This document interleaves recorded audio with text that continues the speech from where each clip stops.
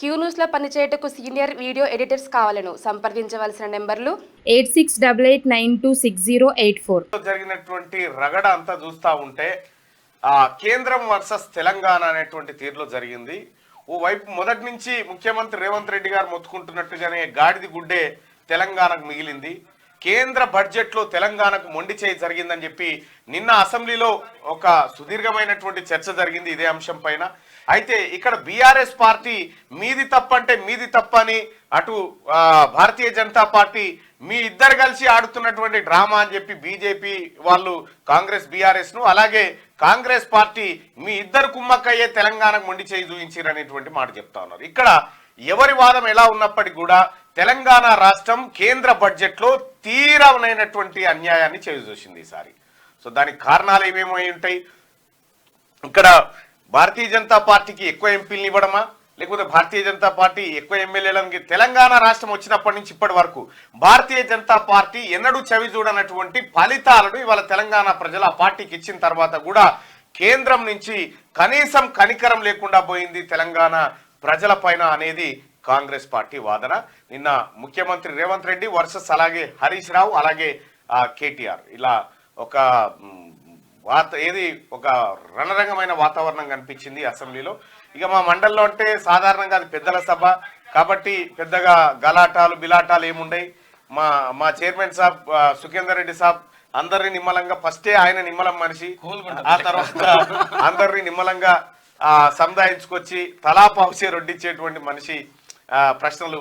So ఆ రకంగా మండలి మాత్రం ముందుకు పోయినప్పటికీ కూడా ఇవాళ మధ్యాహ్నం 12 గంటలకు తెలంగాణ రాష్ట్ర బడ్జెట్ ను ప్రవేశపెట్టబోతా ఉంది తెలంగాణ ప్రభుత్వం. ఆర్థిక మంత్రి బట్టి విక్రమార్క గారు బడ్జెట్ ను ప్రవేశపెట్టబోతా ఉన్నారు. ఈ బడ్జెట్ లో ఎలాంటి అంశాలు ఉంటాయి, కేంద్రం నుంచి ఏమన్నా గ్రాంట్లు వస్తాయేమో, ఆ గ్రాంట్ల ఆధారంగా బడ్జెట్ రూపకల్పనలో ఏమన్నా మార్పులు చేర్పులు ఉంటే చేసుకుందామన్న ఉద్దేశంతో రాష్ట్ర ప్రభుత్వం వేచి చూసింది. అయితే కేంద్రం నుంచి ఎన్నిసార్లు మొత్తుకున్నా, కేంద్రం దగ్గరికి పోయి ఎంత మొరబెట్టుకున్నా మీరు పెద్దన్నలాగా ఉండాలని చెప్పి రాష్ట్ర ప్రభుత్వం నుంచి ఈ ప్రతినిధిగా ముఖ్యమంత్రి, ఉప ముఖ్యమంత్రి, మంత్రులు ఎంతమంది పోయి మోడీని కలిసినా ఎలాంటి లాభం లేకుండా పోయింది. ఇక తెలంగాణ ప్రజలారా, మన బడ్జెట్ ఇక మన పైసలతోనే రూపొందాల్సిందే.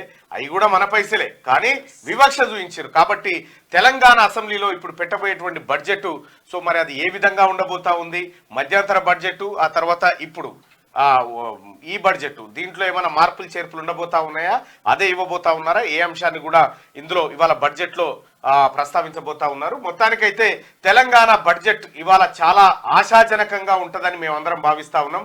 ముఖ్యంగా హెల్త్, ఎడ్యుకేషన్ అలాగే క్యాస్ట్ సెన్సస్ కూడా, ముఖ్యంగా తెలంగాణ రాష్ట్రంలో కాంగ్రెస్ పార్టీ ప్రభుత్వం ఏర్పడిన మొదటి 6 నెలల్లోనే క్యాస్ట్ సెన్సస్ చేస్తామని చెప్పి కాంగ్రెస్ పార్టీ తన మేనిఫెస్టోలో పెట్టుకుంది. అలాగే దాన్ని అంతే పవిత్రంగా భావిస్తా ఉంది. కాబట్టి క్యాస్ట్ సెన్సస్ ప్రక్రియ కూడా ప్రారంభమయ్యేటువంటి అవకాశాలు మెండుగా కనిపిస్తా ఉన్నాయి. ఇంకా అంతేకాదు ఇట్లా బీసీ, ఎస్సీ, ఎస్టీ సామాజిక వర్గాలకు సంబంధించినటువంటి నిధుల విషయంలో కూడా ఈసారి భారీగా అంచనాలు ఉన్నాయి ప్రజలందరికీ.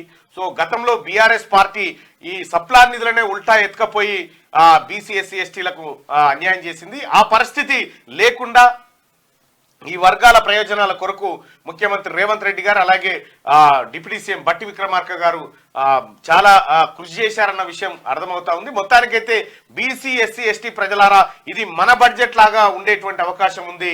ఇది గతంలో చేసినటువంటి బడ్జెట్ మోసాల లెక్క కాకుండా పక్కా లెక్కలతోని వాళ్ళ తెలంగాణ రాష్ట్ర ప్రభుత్వం బడ్జెట్ మన ముందుకు తీసుకురాబోతా ఉంది. ఇక ఇటు మండల్లో బడ్జెట్లో నేను కూడా ఉండబోతా ఉన్నా కాబట్టి ఎప్పటికప్పుడు క్షుణ్ణంగా చూస్తూనే ఉంటాం. అలాగే ఇవాళ బడ్జెట్ పెట్టబోతున్నటువంటి మొట్టమొదటిసారిగా పూర్తి స్థాయి బడ్జెట్ ను పెడుతున్నటువంటి బట్టి విక్రమార్క గారికి శుభాకాంక్షలు తెలియజేస్తూ, ముఖ్యమంత్రి రేవంత్ రెడ్డి సాబ్, ఈ ప్రజలు చాలా ఆశలతో ఉన్నారు.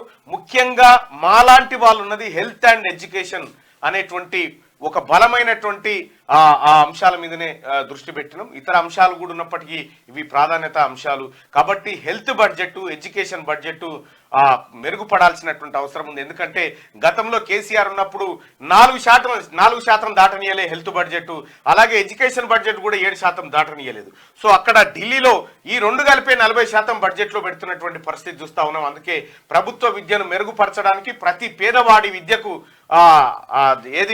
మనం చేరువ చేయడానికి ఈ బడ్జెట్ అనుగుణంగా ఉండాలి. అలాగే రైతులు, కార్మికులు, కర్షకులు అందరి ఆకాంక్షల మేరకు ఈ బడ్జెట్ ఉండాలని యావత్ సమాజం అంతా ఎదురు చూస్తూ ఉంది. సో మీ పైన పెట్టుకున్నటువంటి ఆశలకు ఇవాళ తెలంగాణ సమాజం తల ఎత్తుకునే విధంగా బడ్జెట్ ఉంటుందని మనసారా కోరుకుంటే క్యూ న్యూస్ లో పనిచేయటకు సీనియర్ వీడియో ఎడిటర్స్ కావాలను సంప్రదించవలసిన నెంబర్లు 8688926084.